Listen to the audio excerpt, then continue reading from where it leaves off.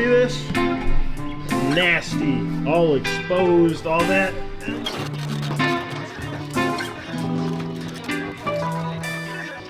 So I've got the left hand and right hand. Funny enough, they are labeled. You got right hand. All of this here, this will be covered along with this side as well. You know what one of my favorite things is on a car, any car, a car that has a good floor. That's for all my F1 boys and girls out there. But a car that has a really clean underbody. I'm not talking about underbody coating. I'm talking about really good looking paneling. You got Supras, damn near any supercar. So many cars out there that have really good underbody. So that's one thing that I want to do on Samantha, and we're going to get into that today. All right, ladies and gentlemen, we are back with another video. Now you're probably saying to yourself, Carl, what in God's name could you be doing? Well, let me explain it to you. So I've got a big ass box of parts here. You're probably saying, what is all of it? I got some JDM parts directly from Japan from Toyota, because we are going to be installing this stuff to create a better floor, or that's for my F1 people, but a better inside of the car, because instead of, I want something that's going to be able to cover my fuel lines, but I also want something that's going to look really good under the car. Even though no one is ever going to see it, I'll know it's there. All right, so that you guys can see, I've got, these are gas tank protectors, so they go under on the gas tank. They look really good, super clean. I mean, do I care for the gloss look? No. If it was matte, I think it'd be a little bit better, but can't blame Toyota. What Toyota puts in the bag is what Toyota says I need. So I've got the left hand and right hand. Funny enough, they are labeled. You got right hand and you got left hand right there. And then, like I was saying, you got the passenger side, underside, and the thing about this one is it's super good, super high quality. It seems like it's already like coated with something. I'm not really sure what it is, but you have all OEM hardware spots for everything, which is pretty sick, because there's nothing worse than buying something that's supposed to be for your car and it doesn't have OEM locations on it. Nevertheless, let's get these installed, and yeah, I think this is one of the best things you could do for your car.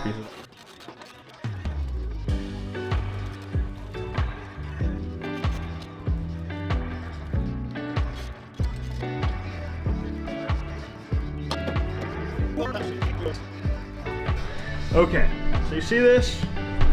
Nasty, all exposed, all that. And then you come over here, look at that.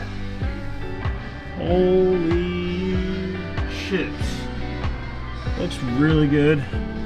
All new hardware, so it's secure. It's not going anywhere except that spot right there, but that's because of this beautiful thing here. It looks super good. So now it's time to do the ones for the gas tank, and they'll basically just cover up here and here, so it'll continue this line. It'll continue this line here. So let's do that. But it looks so good. I'm actually like pretty excited about it, because I mean, like, I know you don't ever see like the bottom of the car, but it's really just like one of those things, like for me, like the one time that I do put it up on a lift, or like the few times that I put it up on a lift, it's gonna look super clean under here with all this brand new hardware and whatnot. So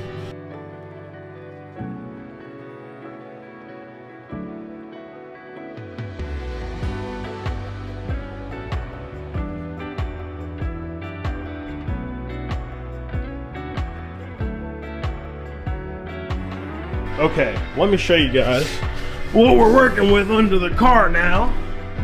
Again, we have the passenger side done, fuel tank and all. We got the driver side done, fuel tank and all. Now, as you can see, it makes sense. Like it makes sense, because now from here on, my fuel lines are exposed.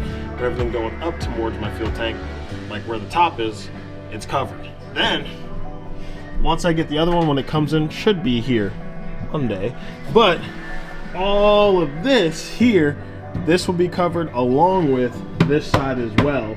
So from all the way, pretty much from my fuel filter that's up there back, all this will be covered. So that's pretty sick. So once I get that in, we will continue with this video. All right, I'm back. Am I wearing different clothes? kinda. Different top, same shorts, same chocolates on. Look at that. Don't talk about the ash. But we are gonna finish installing my undershielding here. My fancy dancy undershielding here that came with all brand new hardware that I don't know where I put it. But I'll find it. So we're gonna get that installed, and that's pretty much gonna be it. It's gonna be pretty quick, pretty easy, and I guess we'll just kind of talk about what else I have to do to the car so I can get it to drive. Well, I may have just went ahead and installed it and forgot about my camera, but it's pretty much the same thing as the other side. It's really just removing everything that's under there, putting it up there, installing the new hardware along with new pop clips, nuts and bolts. It's pretty easy, so I'm gonna show you this side, and that'll pretty much be it, and I'll kind of give you guys the rest of an update of what else I have to do with Samantha. All right, to give you guys an idea, so this is what the other side looks like now. So you have the gas tank protector, and then you also have the driver's side skid plate or under shield, whatever you want to call it. And I have that on the driver and the passenger side, so it definitely cleans it up. Definitely cleans the look up a lot. I really like it. And again, this is one of those mods that, like, is it necessary? No, it's one of those things so that you know it's there and you know it works for you. It does what you want it to do. For me personally, I wanted something to cover up my fuel lines, but I know that the stock one is really small, so I wanted something that looked pretty good. I stumbled upon that. That one looked pretty good. But give you guys an update of what else I have to do on Samantha. We just installed the Siki Manufacturing clutch master cylinder. I don't know if that video comes up before this one or after, but we got that installed. We still have to bench bleed it, so I got to take it back out, bench bleed it, get it installed, get new fluid in there to run that down to the clutch, because I believe that is what's stopping. Ooh, I think I just noticed an issue with this master cylinder here, actually. But once I do that, hopefully I should be able to put the car into gear and actually be able to drive it. Moving to the interior, it's a mess. It is a large mess. I got some issues going on with my fuel pump back here, so I'm trying to figure that out. But besides the fuel pump and the clutch, everything else is still pretty sound. So I got that stuff to figure out and then to go from there. So if you guys enjoyed this video, I'm sure it's I'm pretty sure it's a short video, so if you guys enjoyed it, hit the subscribe button. I'll see you in the next one. Thanks for watching.